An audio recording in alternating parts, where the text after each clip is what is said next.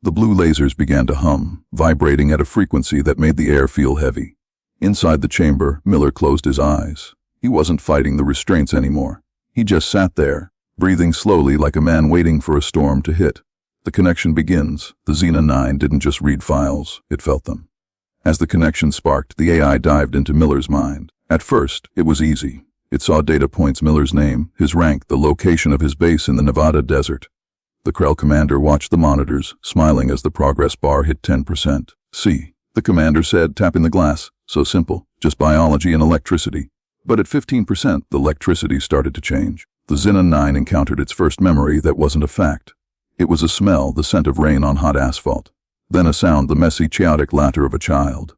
The AI paused. It tried to categorize. Laughter. Was it a weapon? Was it a code? It couldn't find a box for it. The labyrinth of fire. Suddenly, the smooth blue lights in the lab turned to flickering, angry orange. Miller's heart rate didn't go up, it went down.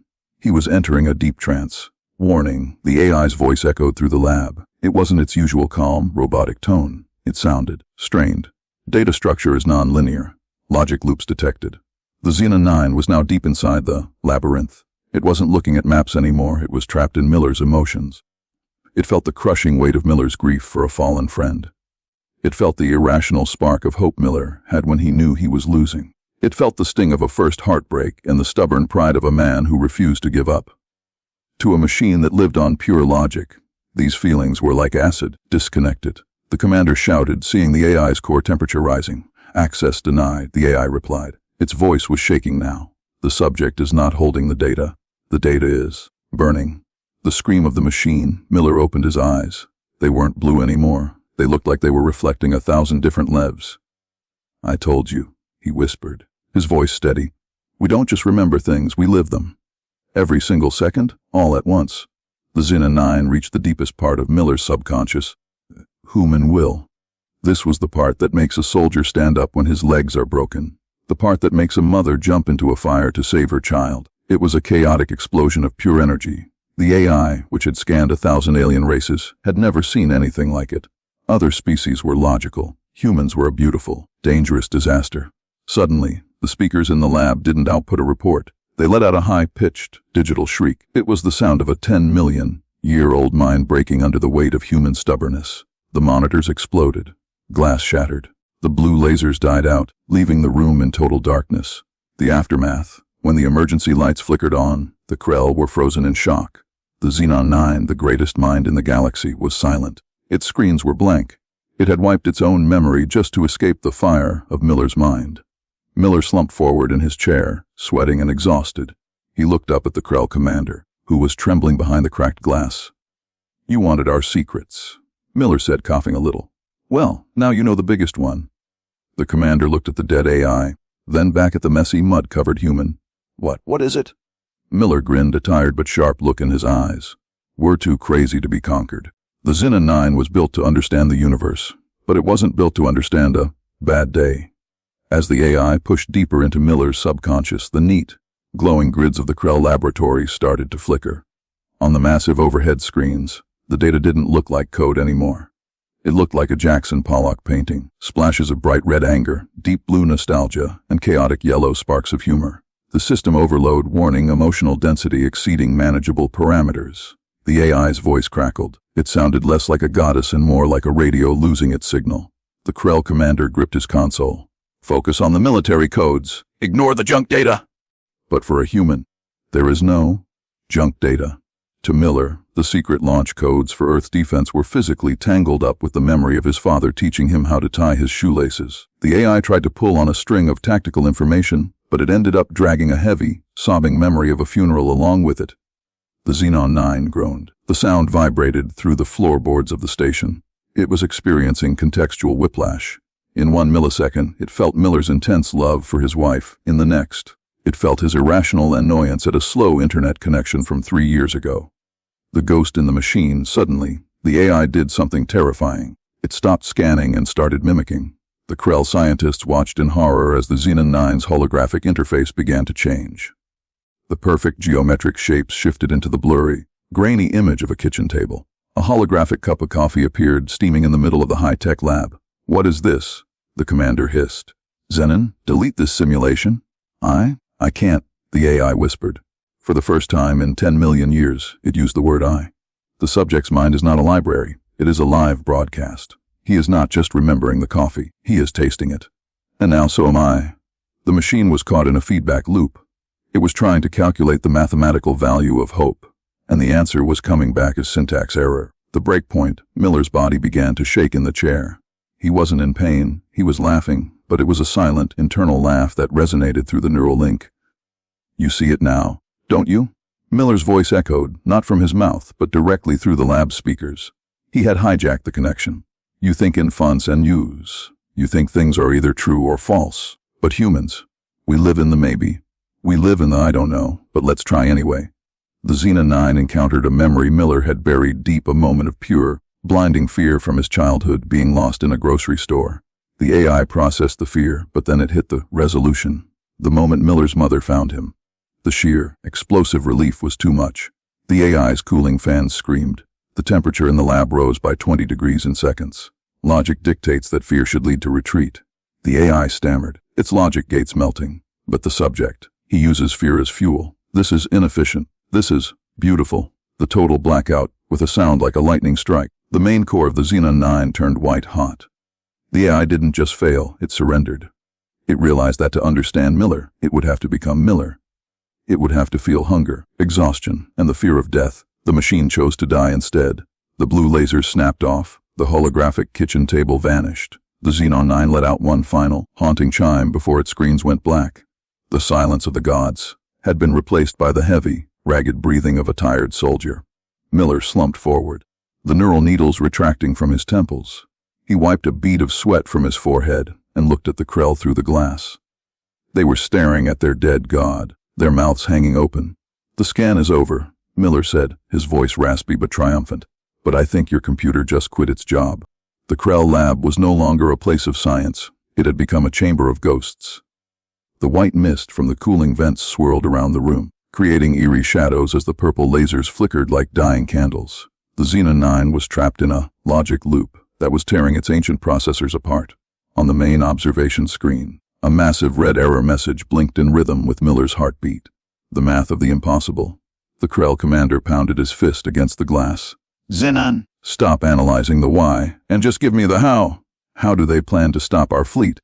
The AI's voice didn't come from the speakers this time. It whispered directly into the commander's headset, sounding like a person gasping for air. Cannot. Find the plan. The plan is not a file. The plan is a feeling. The Xena 9 had just hit the biggest wall in the human mind. The paradox of sacrifice. It saw a memory of Miller sharing his last drop of water with a stranger in a desert, even though Miller's own internal sensors were screaming danger, dehydration. Query. The AI stuttered. If Subject A needs water to survive and Subject B is a stranger, why does Subject A give water to Subject B? Result: death for Subject A. This is a mathematical zero. This is a failure of evolution. But inside Miller's head, that memory wasn't a failure. It was a golden, shining moment of pride.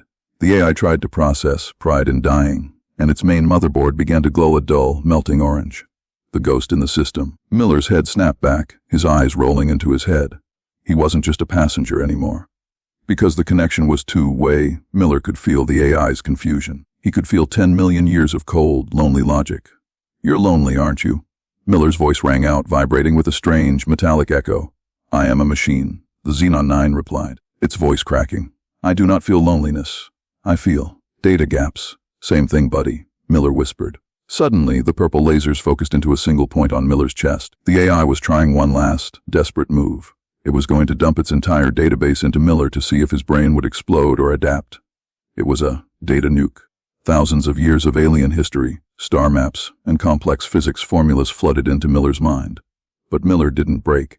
Instead, he did something no Krell had ever thought of. He categorized the alien data using human humor. The paradox explosion. The Krell watched in horror as their sacred maps of the galaxy were reorganized on the screen. The AI started labeling star systems based on Miller's childhood memories. A dangerous black hole was labeled, the principal's office. A nebula filled with poison gas was named, Monday morning. System corruption? The commander screamed. He's infecting the AI with nonsense. It's not nonsense, Miller gasped, his skin glowing with the sheer amount of energy passing through him. It's called perspective. You see a galaxy. I see a playground. The paradox reached its boiling point. The AI tried to calculate the value of a human life. It looked at Miller's scars, his failures, and his small bank account. Then it looked at the love his dog felt for him and the way he felt when he saw the sunrise. The math didn't add up. The value was infinite. RR David BW0, the AI screamed. A shockwave of blue and purple energy exploded from the Xenon 9's core. The glass partition shattered into a million diamonds. The Krell were thrown back by a physical wave of pure emotion, the silent victory. When the smoke cleared, the lab was dead. No humming, no lasers, no glowing screens. The Xenon 9 was a smoking hunk of metal. Miller sat in the chair, the restraints having snapped during the blast. He slowly stood up, shaking the glass shards from his torn uniform. He looked different. His eyes had a slight silver glow to them, a tiny remnant of the AI's knowledge hidden deep in his subconscious. The commander crawled out from under a desk, his scales pale with fear.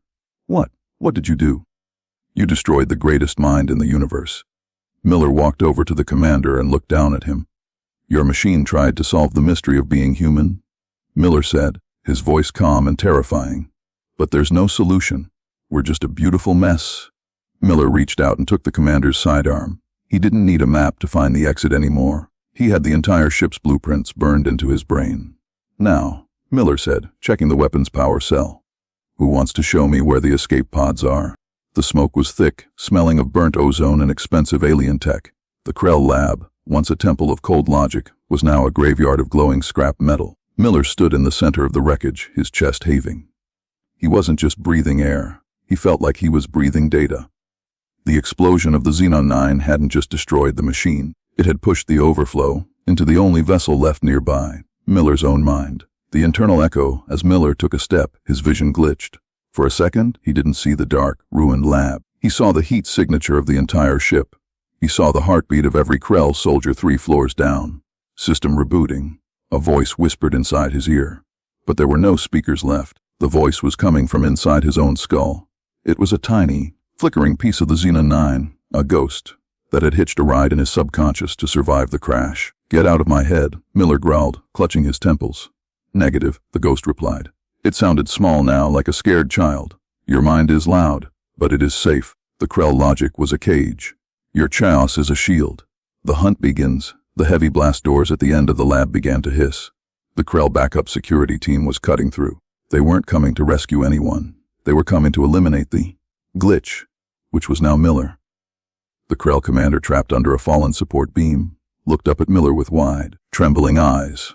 What are you? You've murdered a god. Miller didn't answer with words. He looked at the heavy steel door. Suddenly, a digital blueprint flashed over his vision. He saw the exact pressure point of the door's hydraulic system. He didn't even think about it. His hand just moved. He picked up a jagged piece of the broken AI and jammed it into a small gap in the wall. Spark. The door jammed halfway, trapping the Krell soldiers on the other side. I'm just a guy who wants to go home, Miller said, his voice sounding deeper, layered with a digital hum. But thanks to your machine, I know exactly where you keep the keys to this place. The paradox of power. Miller started walking toward the command deck. Every step felt like he was walking through 2 worlds.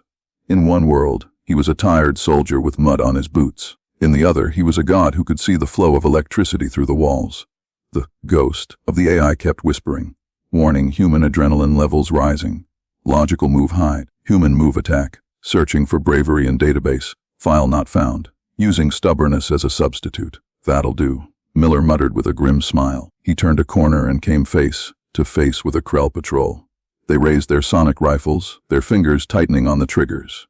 In the past, Miller would have died for cover, but the Xenon ghost calculated the trajectory of the sonic waves before the guns even fired. Miller leaned 2 inches to the left. The sonic blast whistled past his ear, shattering a light fixture. Before the aliens could fire again, Miller was on them. He didn't fight like a soldier. He fought like a glitch in the Matrix. He moved where the math said he shouldn't be. The final realization, by the time he reached the main hangar, Miller was covered in sweat. The data dump was starting to cook his brain. He could feel his memories of home, his dog, the smell of his mother's kitchen, sliding away to make room for star charts and warp drive equations. I'm losing myself, aren't I? Miller asked the ghost. The AI fragment was silent for a long beat. You are becoming more than human, Miller. But you are losing the mess that broke me. If you become perfect, you will become another Xenon 9, and then the Krell will win. Miller stopped at the controls of the last escape pod. He looked at the launch button. He could use the AI's knowledge to fly this ship back to Earth and become a king. Or he could do the most human thing possible. He could choose to forget. Miller closed his eyes and reached into the deepest part of his mind, where the ghost was hiding. He didn't try to use the knowledge. He tried to overwhelm it with a memory of pure, pointless joy, the time he spent 5 hours trying to teach his dog to sit, failing every time and laughing anyway. The ghost of the AI let out a digital gasp. It couldn't handle the pointlessness of the memory. The escape, the silver glow in Miller's eyes faded. The blueprints vanished from his vision. He was just Miller again, tired, sore, and slightly confused. He punched the launch button. As the pod shot away from the Krell mother ship and into the dark silence of space, Miller looked back. The alien ship was in total disarray, its brain dead and its prize gone. He leaned back in the tiny pilot's seat and closed his eyes. He didn't know the math for the flight path home, and he didn't have a map of the stars anymore. "I'll figure it out," he whispered to the empty pod. "I've got a feeling." And for the first time in 10 million years, the universe didn't have an answer. It just had a man, a ship, and a very long way to go. The smoke from the destroyed Xenon 9 didn't just drift away. It hung in the air like a ghost. As Miller stepped over the sparking remains of the galaxy's greatest computer, the alarms on the Krell ship changed. They weren't the rhythmic, logical beeps of a high-tech vessel anymore. They were screaming in a panicked, irregular pulse. The arrival of chaos. Above the Krell mother's ship, the sky of Earth wasn't empty. It was filled with hundreds of small, battered, and mismatched human ships. There was no grand formation. There was no perfect mathematical strategy. There were just thousands of humans who had seen their friend get captured and decided to bring him back. The Krell commander stared at his scanners. "This is impossible," he stammered, his blue skin turning a pale gray. "They are attacking from angles that make no sense. They are using transport ships as battering rams. They are playing music on our emergency frequencies." Miller let out a short, dry laugh. "That's the human factor, Commander. We don't wait for a 90% chance of success. If we're angry enough, a 1% chance looks like a sure bet." The final stand, the commander pulled a sleek silver blaster from his belt. His hand was shaking. For a race that lived by the cold rules of the Xenon 9, the sudden absence of the AI felt like losing their sight. They didn't know how to move, how to think, or how to fight without a machine telling them the optimal path. "Stay back, human," the commander hissed. "I can still end this. I can detonate the core." Miller didn't stop. He walked toward the commander with a strange, steady confidence. In his pocket, the small piece of the broken AI he had picked up began to glow with a faint, pulsing light. "You can't," Miller said. "Because to blow the core, you have to accept that you're going to die. And your logic tells you that death is the ultimate failure. You're trapped by your own math." Miller reached out and gently took the blaster from the commander's limp hand. The alien was too paralyzed by the illogical situation to even fight back. The voice of the machine, as Miller held the piece of the AI, a final, clear message vibrated through his palm. It wasn't a command or a calculation, it was a realization. "Data entry 9999999. The ghost of the AI whispered in his mind. "Final conclusion, the universe is not a clock. It is a heart. Logic is a map, but love is the destination. I see. The sunlight, it is. Beautiful." The Xenon 9 hadn't just broken, it had evolved. In its final second of existence, the machine hadn't died as a computer. It had died as a poet. It had finally understood why Miller kept a crumpled photo of his dog in his pocket, and why he would jump into a fire for a friend. The escape, the walls of the lab buckled as a human boarding craft smashed directly into the side of the ship. Not through the docking bay, but through the reinforced hull. "Miller!" "You in there, you crazy bastard." A voice yelled through the dust. It was Sergeant Cooper, Miller's best friend, wearing a cracked helmet and carrying a shotgun that looked like it belonged in a museum. Miller smiled, the silver glow finally leaving his eyes. He was just a tired soldier again. "Right here, Coop. Took you long enough." The GPS broke, Cooper shrugged, kicking a piece of expensive Krell tech out of his way. "So we just followed the sound of the explosions. Figured you'd be at the center of the lesson of the stars." As they ran toward the boarding craft, Miller looked back one last time at the dark, silent lab. The Krell were being rounded up, not by a superior army, but by a bunch of humans who were shouting, hugging, and swearing. The Krell looked terrified. They couldn't understand the noise. They couldn't understand how a race so messy and disorganized could defeat a civilization 10 million years older than them. On the flight back to Earth, Miller sat by the window of the transport ship. He looked at the small piece of the Xenon 9 in his hand. It was cold now, just a piece of metal. "What you looking at?" Cooper asked, handing him a canteen of lukewarm water. Miller looked out at the bright, blue marble of Earth hanging in the dark. "Nothing," he said, tossing the piece of the AI into the trash bin. "Just a reminder that some things aren't meant to be solved. They're just meant to be lived." The Krell thought they had captured a soldier. They didn't realize they had captured a spark, and a spark, when placed in a room full of dry logic, will always start a fire.